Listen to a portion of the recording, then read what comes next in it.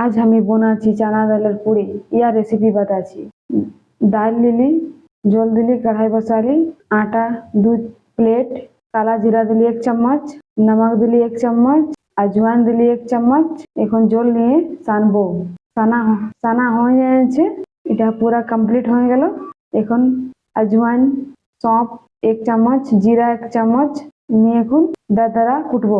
ধনিয়া 1 चम्मच। ডালটা সিজে যাচ্ছে, এটা সিলে করে বাটবো। এটা বাটা হয়ে গেছে, প্লেটে উঠাচ্ছি।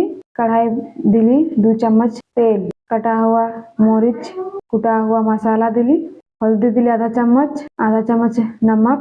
এটা এখন 2 মিনিট চানা ডাল দিলি, 2 মিনিট এখন এটা চালাবো।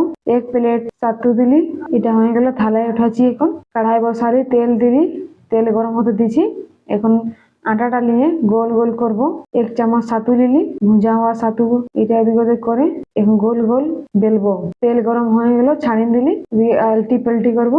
এটা হয়ে গেল, এখন এটা উঠাবো। এখন দেখো সফট সফট নরম নরম চানা ডালের পুরি।